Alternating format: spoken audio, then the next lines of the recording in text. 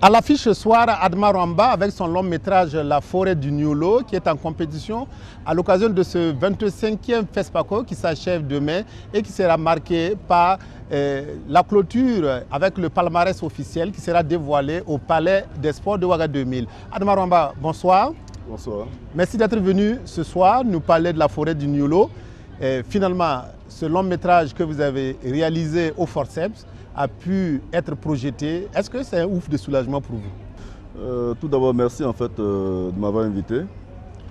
C'est vraiment un ouf de soulagement parce que ça a été très difficile en fait jusqu'à l'aboutissement de ce film. Parce que vous avez un peu suivi la péripétie en fait, que ce soit durant tout le tournage, jusqu'à la phase de post-production qui n'a pas été du tout aisée.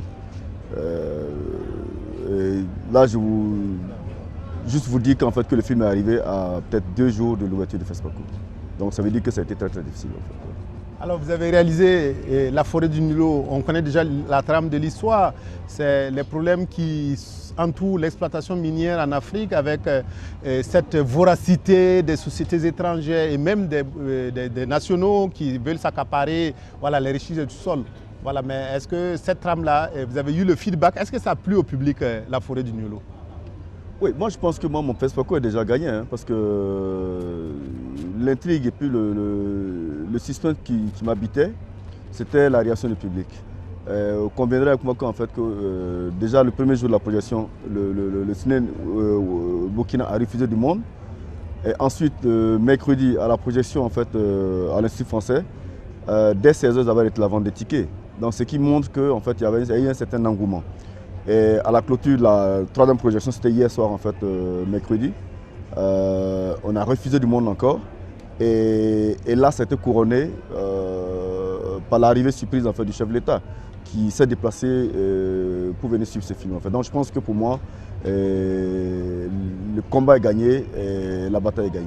Alors Adma Rwamba, vous êtes à ce FESPACO-là, le 25e de l'histoire de la Biennale, et avec votre premier long métrage. Est-ce que c'est une autre expérience, une autre passion qui vous habite? Parce qu'on sait que vous étiez déjà en compétition avec des courts métrages. Est-ce que c'est une autre expérience que vous avez vécue tout au long de ces 8-9 jours?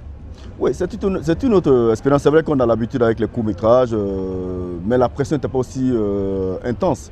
Parce que là, c'est le trophée suprême.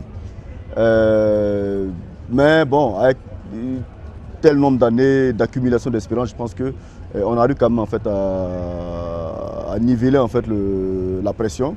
Et je crois que bon, on est zen maintenant. En fait. Le fait que le film est passé et qu'il y a eu un engouement public, pour moi, c'est déjà la pression est déjà descendue. Donc, ouais. Alors, mais si vous gagnez les talons d'or de Yenenga ou le prix, j'allais dire, Umaru Ganda de la première œuvre, est-ce que ça, c'est pas un plus pour vous? Oui, c'était un plus parce que bon, c'est vrai que toute personne qui va à une compétition en fait, espère gagner quelque chose. Parce que le fait déjà d'être là, c'est déjà une victoire. Mais le bonus, en fait, c'est quand on gagne quelque chose de plus. Alors, Adma Rwamba, vous avez fait votre premier long métrage, donc La forêt du Niolo.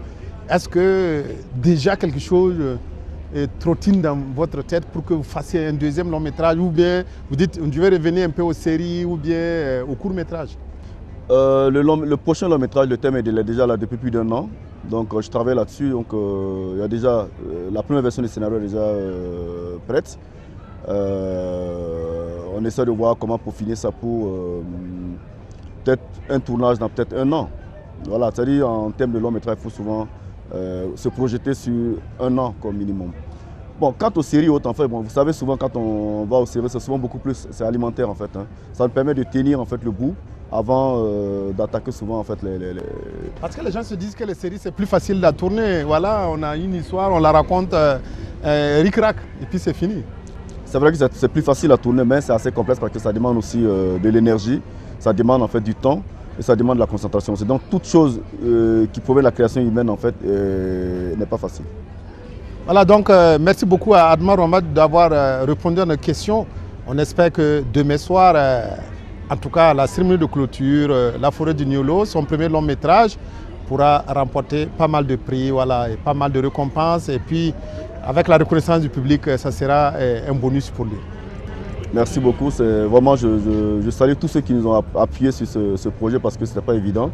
Je ne citerai pas de nom parce que de peur d'en oublier. Donc merci à tous ceux qui nous ont soutenus et Inch'Allah pour le prochain film. Merci beaucoup. Merci beaucoup. Merci.